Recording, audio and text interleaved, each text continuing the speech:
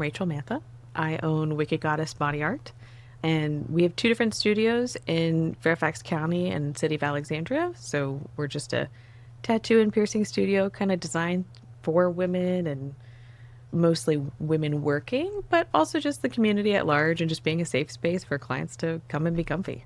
Yeah, I love that, and I can't wait to learn more. Take us back to the beginning. What first drew you into the world of body art and piercing, and what ultimately inspired you to open up Wicked Goddess Body Art?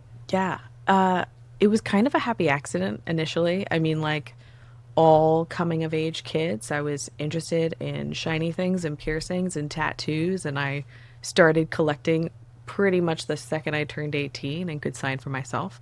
I did not have the parents that were super down with tattoos and piercings at the time. And I was young. I was 18. I was in college. I was trying to figure out what I wanted to do, holding down like three different jobs. And my piercer was like, "Hey, I think you should probably try this out. I think you'd be good at it. I think it's something that you might be interested or like doing."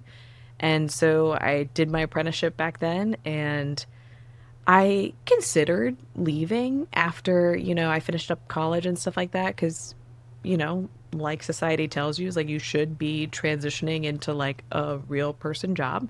And then after college, I just never left. I stuck with it. I loved it. I thought it was something that really suited me and my personality and like what I wanted to do and how to interact with my community. And so, a few years down the line after the shutdown of COVID and the birth of my first child, I had an awakening that this was something I could do. This is something I felt like I could do well and do maybe even better than some of my, peers.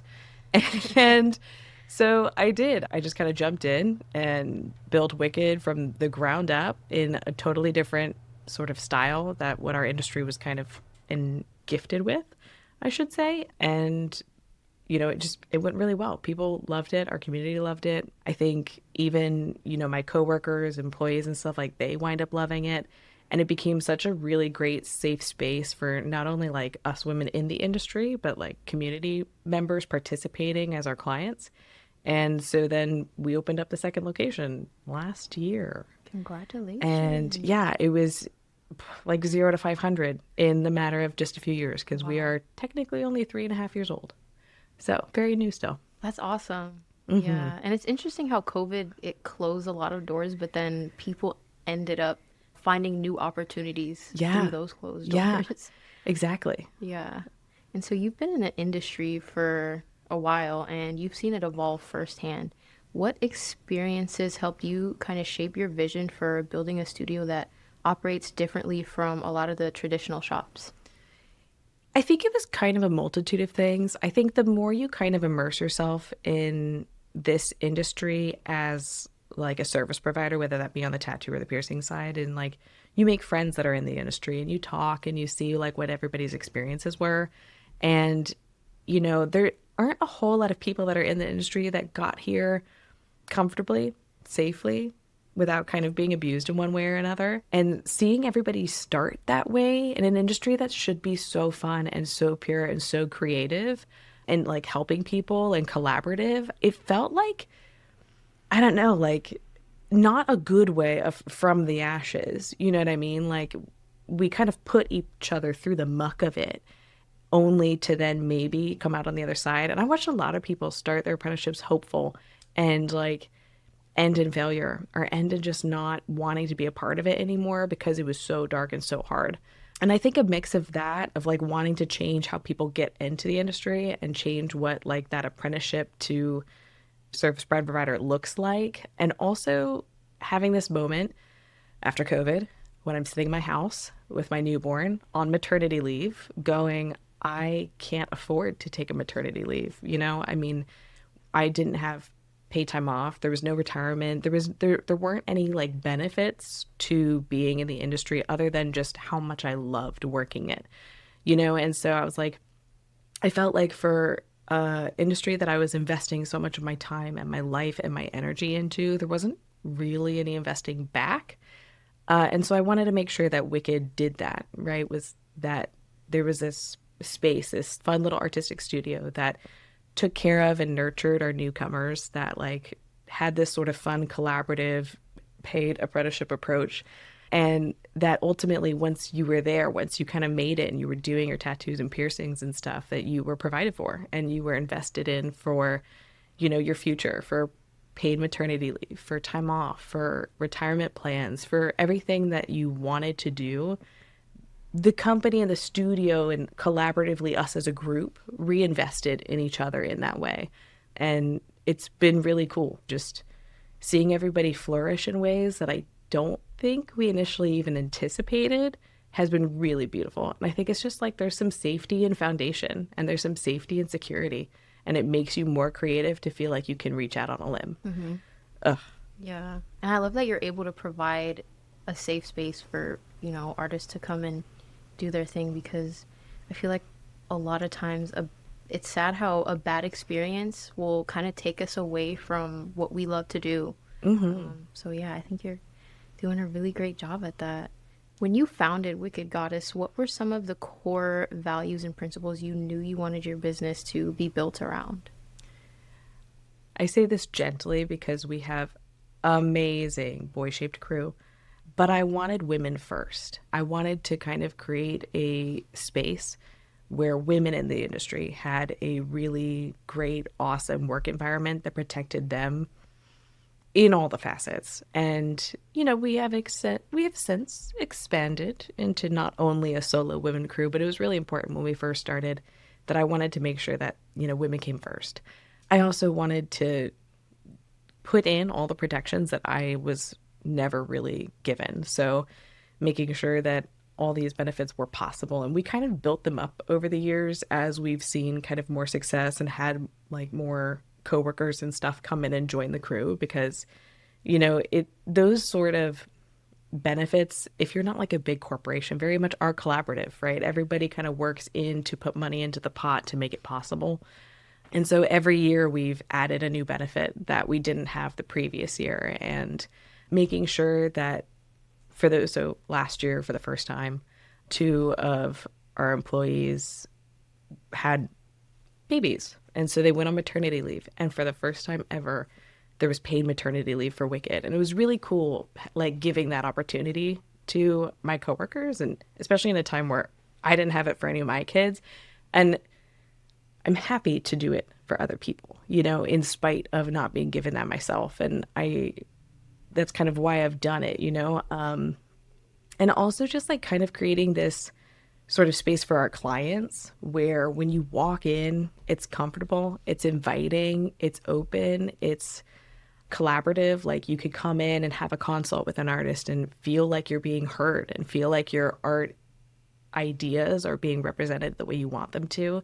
And then you just have like a really great experience start to finish.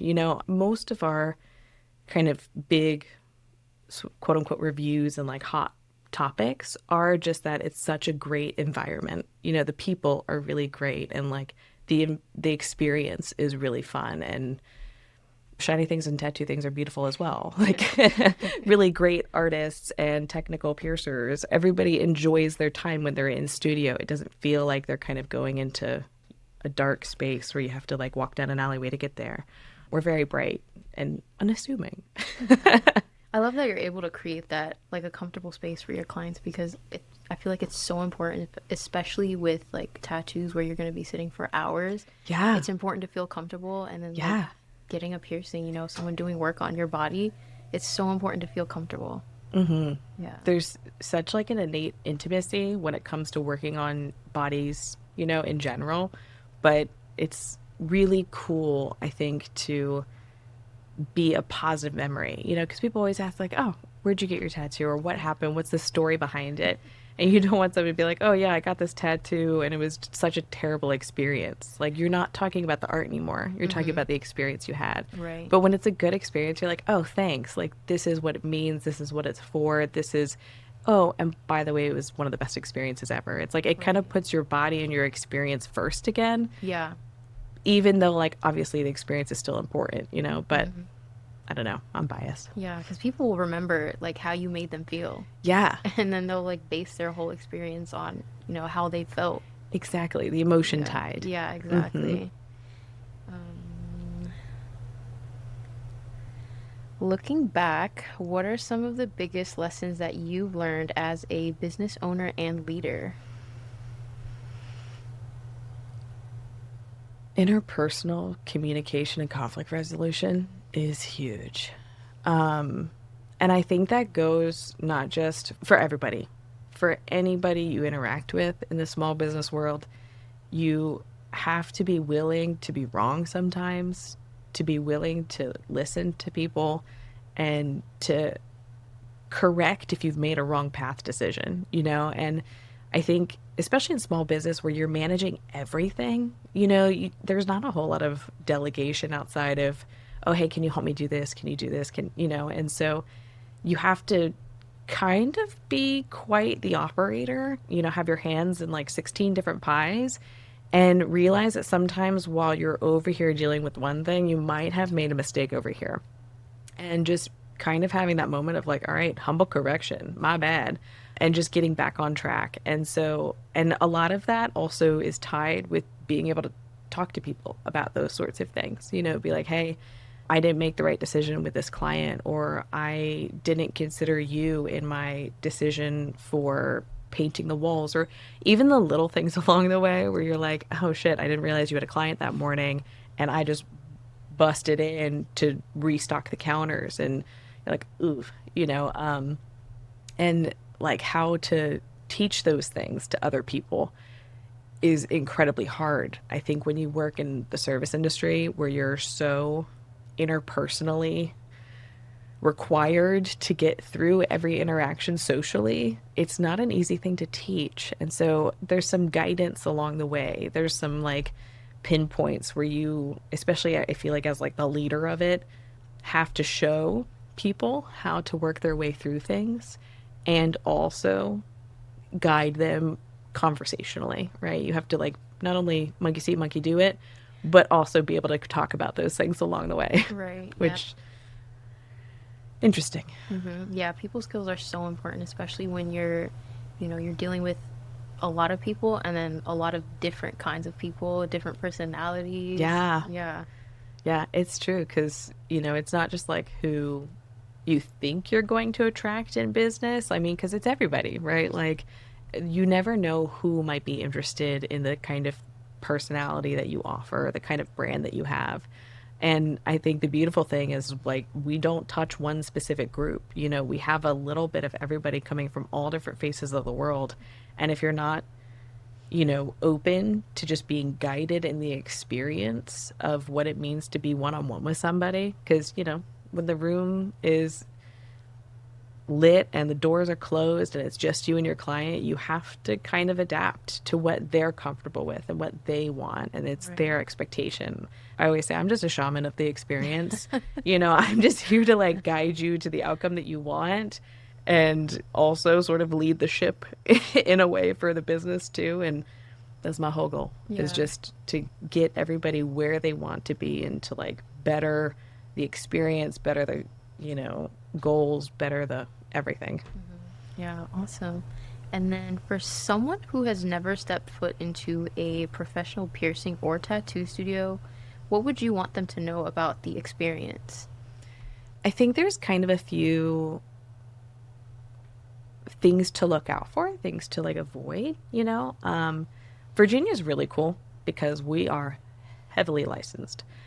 So when you walk in, you should be able to kind of see these studios repping that, right? Where they're like, hey, this is our business license, this is our health code, this is each of our individual licenses. And for a state that is so heavy on regulation, it's also really easy to look all that up. So like just kind of preparing yourself ahead of time to be like, all right, am I going into like a well licensed and safe studio? Like, are they, if it's piercing related, like APP members? Do you know they have like environmental criteria that they're meeting? And, from there, once you kind of do a little bit of due diligence, when you go in, it shouldn't feel like you're on a conveyor belt where you start here and you're going through your paperwork and you're talking to somebody and they may or may not tuck you into X, Y, or Z or whatever the jewelry is, and you sign your life away, you go in and you get your piercing and you get out and you don't even know who was there, right? You don't have any names, you don't have any personalities. Like, you don't want it to feel, you want it to be sterile, but not feel sterile. Oh, I like Like, that. I like that. have a good balance. You want to see some personality, and you want to like make sure that you're heard. And I think too, I I teach this a lot to, like my apprentices along the way, but there's kind of this little thing that I always talk about when it comes to like aftercare. And I do kind of equate a lot of, sort of body modification world to having like these ties with things like, like couples therapy or relationship counseling, right? Where it's such an intimate experience to offer your body to somebody else to make those modifications to then get it back. And so I think it's important to treat some of those with some ties, but it's like after you've been impaled, is your piercer making sure you're okay? Like checking in, seeing how you feel, if you like it. Do they also check their work to make sure it looks good? If it doesn't, if they've made a mistake, are they willing to talk about that or correct it? And same thing on the tattoo side, right? It's like if you have your stencil on and you're looking in the mirror, does your artist go, do you like it there? Do you want to see it somewhere else? Do you want it moved? Like where they're checking in and making sure that like you are, enthusiastically consenting every step of the way, right? Where it's like it's your body and you get to decide how that looks and what happens and where it goes and how colorful to make it. And I think most of the time in really good experiences, it's up to the service provider to notice when your body language changes and when that consent or when that like enthusiastic yes turns into a mediocre maybe. And it's up to them to be like, hey, I noticed that you're not quite as excited as you were when we walked in. What's that about? Where are we going? How do you want us to change the design? Do you like the color? Is there something we need to modify before this is something permanent? And that should be along the way. You should feel like you're being taken care of like a shaman, just guided through where you don't, if you have to speak up, you feel comfortable, but Yeah. don't necessarily need to. They should be checking in to make sure. Right. So walking you through the steps, like every step of the way. Yeah. I like that. And kind of tying into that, there are still a lot of misconceptions surrounding tattoos, piercings, and body art. What are some of the biggest ones you find yourself helping people move beyond? I think, I mean, some of the like cute old school things are right, like how much piercing aftercare has changed, or, how tattoo fading and tattoo styles have changed. And you kind of see, you're like, oh, well, does this tattoo design absolutely need the biggest, boldest, dark black outline? Maybe not. Maybe we can put on something with a little bit thinner of a line weight and make it like gentler. Microrealism is possible, and how that heals does kind of apply to application and piercings. And like, if you can imagine it, it can be done. Asterisk. There's like little things here and there that are so anatomically suited, but there's kind of like some fun loopholes if you're willing to be creative. But just making sure that like wherever you're guided down the path of tattoos and piercings is that, it suits the placement or the anatomy. It suits your long-term goals. Make sure that like it's in hopes and dreams, somewhat permanent. Like, yes, there are removals for tattoos. You could take a piercing out, but you don't ever go in to those experiences expecting to have them be taken away from you. Mm-hmm. And so, just kind of like seeing those changes. And I mean, even just in like the industries as a whole, going from flashboards on the wall where you like went through these large books of flash, like tattoo flash, to pick out what you wanted. It's so much more custom now. It's so much more interpersonal on the design. You're not walking into a Claire's piercing book at a Rowan, whatever, just assuming you're going to get a gun piercing and hope to God it heals well with somebody that may or may not know what they're doing. Yeah. It's like there are people that specialize in these things and in these types of styles and designs and these piercings, and they really do want you to be successful. They really do want the healing and the aftercare and everything to go so well. And you don't have to choose the fast path. You could choose like Mm-hmm. people that care about how you heal and what happens and, are there. through all of the bits and pieces, not just doing the service, Hmm. you know? Yeah, I think it's so important to, even with all like the information there is online, still going to a professional for that professional guidance is so important. Yes. And even when your professionals speak out and they're telling you things, like there's still so much nuance, you know? Like I can tell you all of the aftercare that's kind of standard to what you'd expect. And yet I might still find myself recommending something else to somebody who's like, hey, I have X, Y, or Z skin condition. I do X, Y, or Z. You know, I have this sort of autoimmune or I'm on this kind of medication. I'm like, oh, well, all of a sudden we have some modifications that we need to consider. You know, there's so much nuance. It's like, even if you have the base guidelines, the skeleton, if you will, Hmm. how we fill it out is so personal, you Right. know? Because everyone's different. Everyone's Mm-hmm. body is different. Everybody's body needs different things. Yeah. Yeah. And then I wanted to ask about your annual Pride Flash Day event. Can you tell us a little bit about that? Yeah, it's tomorrow. Awesome. We're really stoked. We usually pair up and do a charity event. And so this year, like the last couple of years, we are teaming up with Safe Space Nova. And so our Alexandria studio is doing Tattoo Flash, which is kind of like pre-designed, pre-priced color versus black and gray. We usually do, you know, all of like the pride colors. You can pick your own depending upon like whether you want to rep the flag or just rep the rainbow. And then we have like discounted piercings and that kind of stuff. And, you know, we every year I think get a little bit better, a little more efficient about managing the lines and getting people in and out. And so I think this one's could be the best one yet. Fingers crossed. Yeah. Usually our Pride Flash is one of our biggest events of the year. We are all incredibly either in the rainbow or allies of the rainbow, and so we really just throw it down. We have a whole day of it. It's super super fun. We Hmm. dress up. You should dress up, um, and just like come spend the day or even just a couple of hours because Yeah.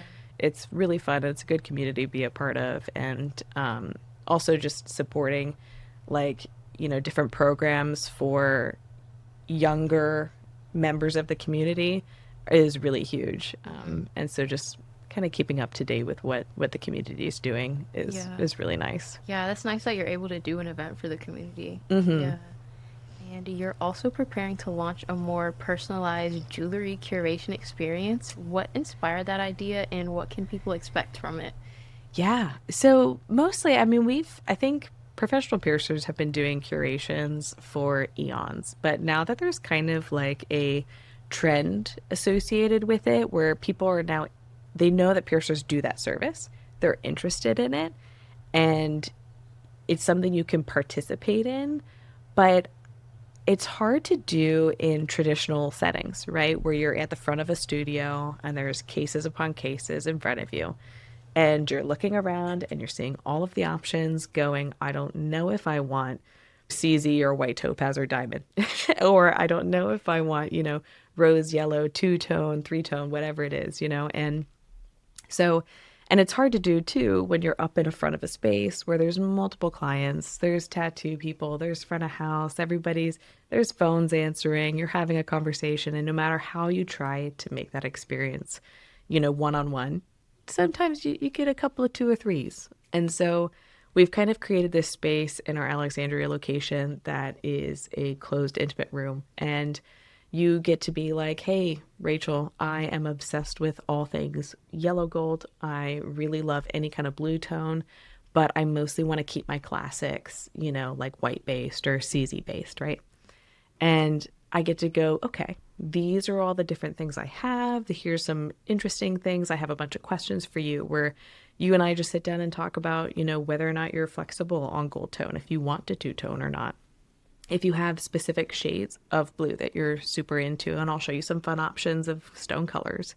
Whether or not you like hoops or hanging designs, chains, charms, like movement in your piece, what kind of finishes you want. I mean, these days you can do hammered or, Florentine finishes, high shine, a little bit of matte. I mean, everything, you name it, it's there.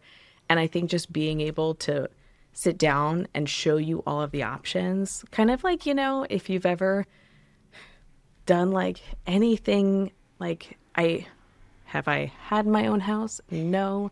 Do I have hopes and dreams and watch HGTV? Yes. And you sit down and they have all those tiles out and you get to pick out the tile that you want and you say, okay, does this fit the paint? And you pick out all the paint that you want. And it's kind of like that where as a professional, I'm coming to you in my studio and I'm saying, hey, these are the things you like. This is what's possible. Let's real time show you what this looks like. Here's some ear models. Here's some real jewelry you can like experience and see in natural, normal lighting. So it's not like heightened or fancy.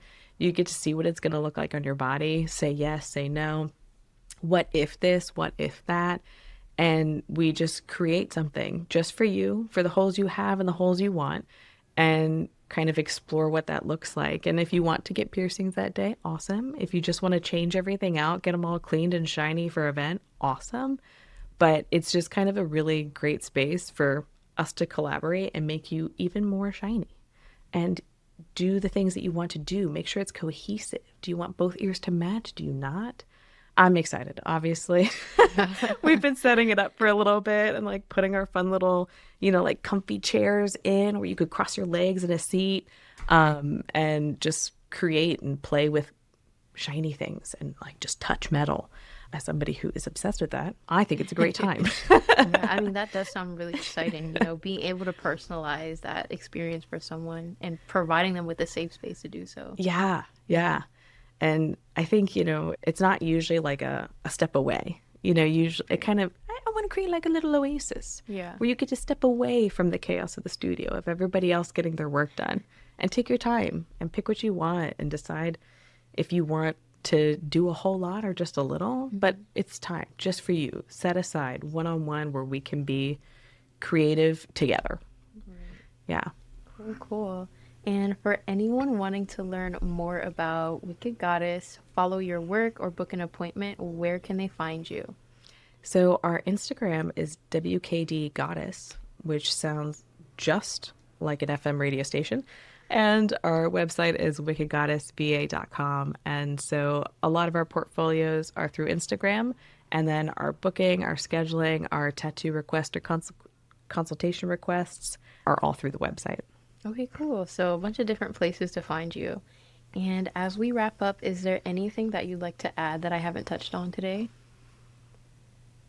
Ooh, honestly, I think you should check out the girls. There's just so much really great work, and I work with just an amazing group of creatives on the tattoo and the piercing side, and they are all worth checking out. Every single last one of them, and they're great people too. Yeah. Awesome. Thank you so much, Rachel, for joining me on the podcast and sharing your knowledge, passion, and inspiring story with us. Thank you. I wish you the very best and all that comes your way in the future. Until next time. If you're a business owner, founder, or entrepreneur, we would love to have you on the Alamon Show. Just go to alamonphotography.com/podcast, sign up to be featured.